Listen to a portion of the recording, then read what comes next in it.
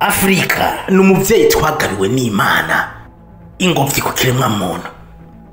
Uyu mugabane ufise ubwiza bw'igitangaza, ubutunzi budaharurika, inzahabu, petrole, diama, ubutaka bumera, izuba n'imvura biri ku rugero rwiza.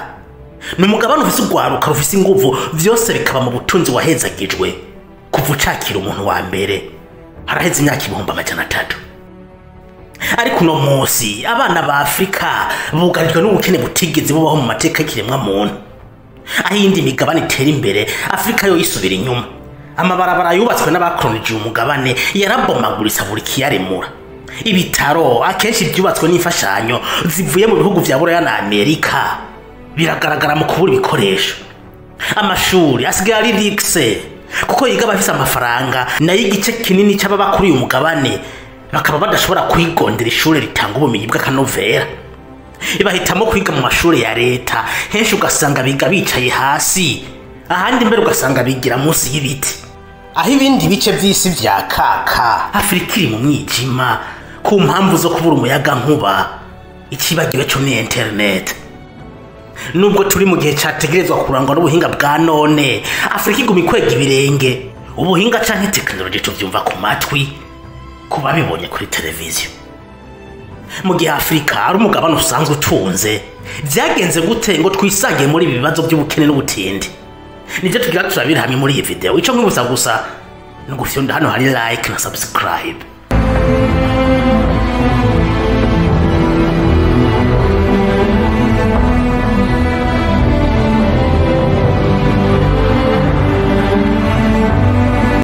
Imwe mu mpamvu zishigwa imbere mu kugerageza gusigura impamvu abanyafrika dukenye ni colonisation. Kenshi tuvuga ko ibihugu vya Buraya na Amerika byadukoreshano mu kutubibamwa amacakubiri, baratugabura mu migwi, baradusahura. Ibi bikaba arivyo byatumye twisanga muri zingorane turimo no munsi. Ibi bishobora kuba arivyo ku ruhande rumwe, ariko reka turabere no kurundi ruhande. Ubu twosanga abafukamye mu nda Afrika n'abanyafrika nyene. Ubu twosanga ikibazo dufise arabategetsi b'ibihugu byacu baryoherwa n'ubutegetsi kwigwizaho ubutunzi, ariko ntibarazwe ushinga n'iterambere ry'ibihugu byabo. Rabi ibihugu bimwe bimwe nka Cameroon, iki gihugu gitwawe n'umugabo yitwa Paul Biya guhera mu mwaka w'1982. Uyu mugabo ni washaje kurusha abandi ba president bose bo kwisi. Ku myaka 92 y'uno munsi amaze, yaratangaje ko azitoza kandi mu matora ategekanijwe muri gituguti umwaka. Uyu mugabo ubutegetsi bwiye bumaze imyaka 43 bwagiye bwagirizwe ibiturire, kunyuruza amatungo y'igihugu, kudashobora guhangana n'ibibazo by'ubukene, ubushomeri mu gwaruka, ibibazo by'umutekano n'ibindi. Nubwo Cameroon iri mu bihugu bitunze petrole, gaze, amashamba barizwamo ibiti bizimye cyane udashobora kubona hariho hose ku isi, ubutaka bumera bw'imboka k'ibitego njabuka amazi nka kakao, ikawa n'ibindi. Ibiharuro by'Ibanki y'Isi vyerekana ko ibice birenga 40% by'abanyakamerune babaye mu bukene burenze urugero. Iki gihugu cyashafise ibibazo by'amabarabara meza, amavuriro, tutibagiye n'amashure, na cyane cyane kubaba mu misozi. Ibi vyose nta kindi bivako atari ubutegetsi bubi bwa Paul Biya burangwa n'igiturire no kutita iterambere ry'abanyakamerune. Ariko nubwo biri uko, uyu mugabo Paul Biya akaba yarananiwe guteza imbere igihugu mu myaka 40 amaze ku butegetsi. Arashaka gufira ku ntebe y'umukuru w'igihugu. Avuga ati, Cameroon ni yiwanje, nta numwe mvugiramwo, nzobatwara gushika mfuye.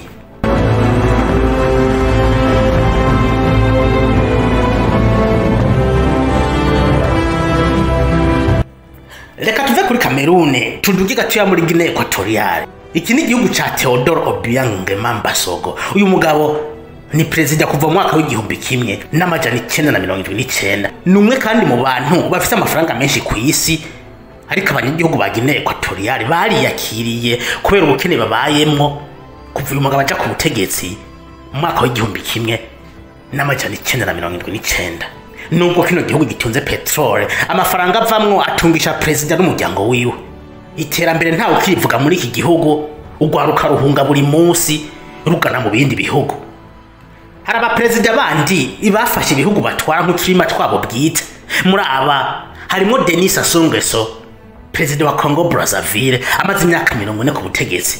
Hariho kandi na Yoweri Kaguta Museveni, president wa Uganda, amaze imyaka 39 n'abandi benshi. Aba bakuru b'ibihugu bararahiye kurekura ubutegetsi, bakomeza guhindagura ibyizwa shingiro ry'ibihugu byabo, binyegeza mu gitutu ca demokrasi, bagategura amatora y'abaringa maze bagatsindira na kwijana. Gutwara imyaka myinshi ntivyari bibi, ikibabaje nuko batigira bateza imbere ibihugu byabo, kubaka ibikorwa remezo, amabarabara, amashure, amavuriro, kugwiza umuyaga nkuba, ibintu babwire. Aho abandi bashira investissement mu gwaruka bakabigisha, hakavamwo abashakashatsi bazoteza imbere ibihugu byabo. Muri ibi bihugu indero nta gaciro gifise, kwiga bisigara icitiranwa cyo gutumwanya kubera ko benshi baheza amashure bakisanga mwibarabara. Aba bategetsi badandaje Afrika izuba riva, batembera mu majete privé, mu mamodoka zimvye, mu gihe abanyagihugu babo bafata amajerekani bakazunguruka ibirometero n'ibirometero bagiye kurondera amazi yo kunywa. Aba bategetsi iyo bagwaye bivuza mu bitero byo mu bihugu bya Buraya na Amerika, mu gihe amavuriro y'ibihugu byabo abateye isoni n'agahinda. Ibyo byose ibibugwaruka rwa Afrika rubiraba kandi rukinumira. Benshi bahitamo kwiyahura bagafata inzira zigoye zirimo n'urupfu kugira bikunde basohoke bino bihugu byabo byahindutse nk'umuriro udahera. Abagize amahirwe bakaronka uburyo bwo gusohoka ibi bihugu bagenda utakigaruka. Bagenzi, Afrika iri gutabaza, Afrika iri mu gahinda kadasanzwe kandi ikeneye uyibohora.